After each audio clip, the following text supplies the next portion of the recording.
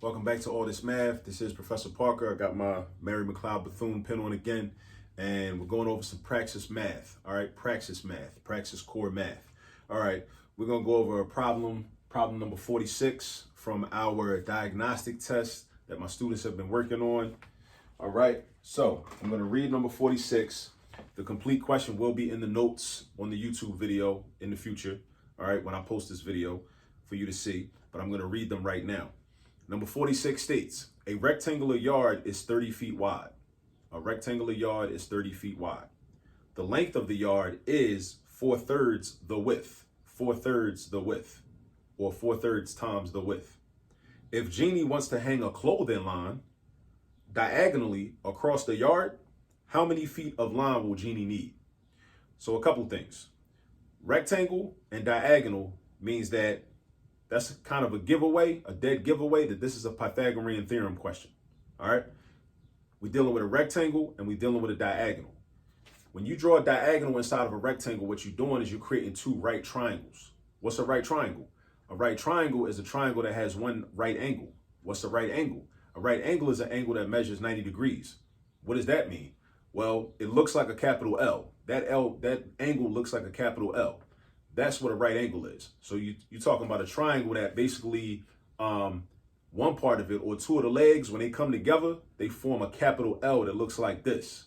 And then you got the other side that connects them like that, which is called the hypotenuse. The hypotenuse is the side across from the right angle inside of a right triangle. So think about it like a sandwich, right? If a sandwich is a rectangle and then you cut it diagonally, what you're really doing is you creating two right triangles. Each slice of that sandwich or each half of that sandwich is a right triangle, basically. That's a everyday application to this idea, okay? So what we're gonna do is we're gonna draw the picture, because a lot of these problems are much easier to do when we draw a quick and dirty sketch. All right, so it says a rectangular yard is 30 feet wide. All right, so a rectangular yard is 30 feet wide. So what I do is I do a little rectangle. You know, don't gotta be perfect, you know, little rectangle. All right. The rectangular yard is 30 feet wide. So that means that 30, so from here to here, or from here to here is 30 feet. All right. A rectangular yard is 30 feet wide. I'm just taking information that's written in the problem and I'm providing a pictorial expression of that information. So this is 30 feet wide. All right. The length of the yard is 4/3 of the width. The length of the yard. So from here to here, that's 4/3 of the width. So that's 4/3 of the width. So 4/3 of, in math language, the word of typically means multiply. So 4/3 of the width. The width is 30. So that means 4/3 times 30. 4/3 of 30, because 4/3 of the width in this case is 30. So 4/3 of that means 4/3 times 30. Now, how do I multiply that? This is what you don't do. You don't do 4 times 30 and 3 times 30. That is wrong. That is a very popular mistake. Do not do that. This is why you don't do that, because you have to keep in mind that even though this 30 is a whole number and it don't look like a fraction, you can represent it as a fraction by just doing this. Throw the 1 underneath. Now it's a fraction. So now it kind of looks ridiculous. It kind of seems ridiculous to do 30 times 3. Like, why would you do that? Now you realize that you do 4 times 30, which is 120, and you do 3 times 1, which is 3. And then you reduce that. A fraction is just a division problem. A fraction is just a division problem. That's all a fraction is. Well, that's one representation of it. That's one thing a fraction is. It's a division problem. 120 divided by 3. That's what this says. So it's telling us to divide 120 into 3 equal parts. That's what that means. 120 divided by 3 is 40.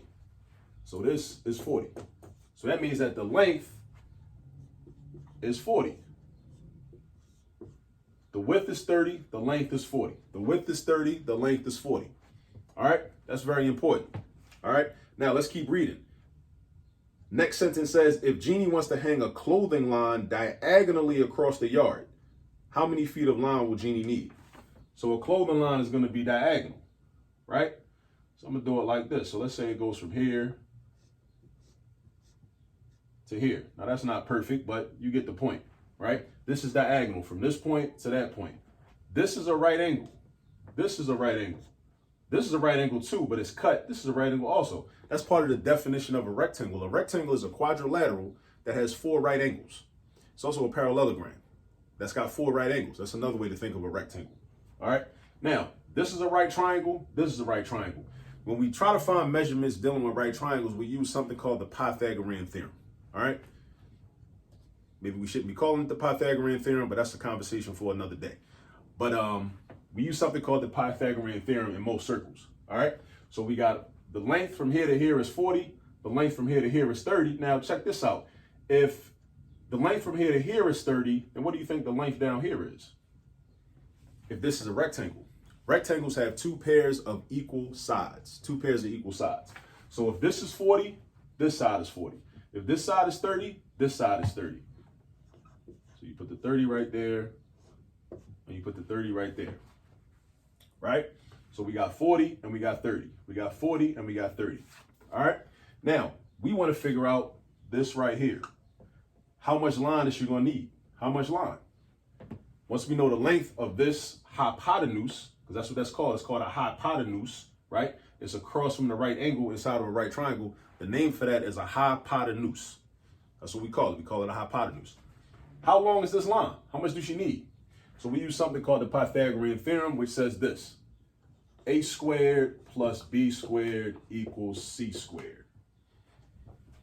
Back up so you can see.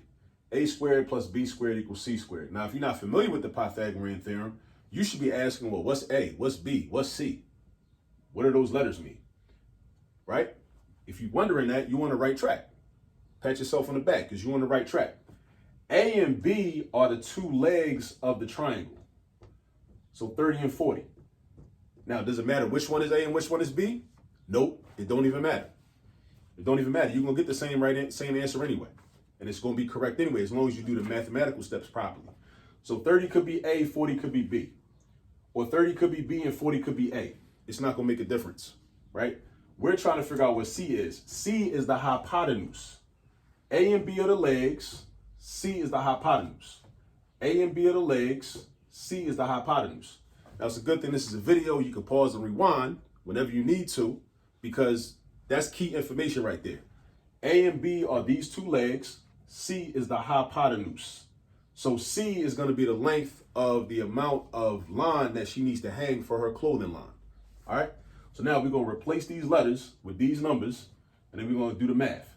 So I'm going to replace the A with 30, and I'm going to replace the B with 40. And I don't know what C is because that's what we're trying to figure out. C is this right here. All right. So I do 30 squared. Remember, I got to know how to use exponents.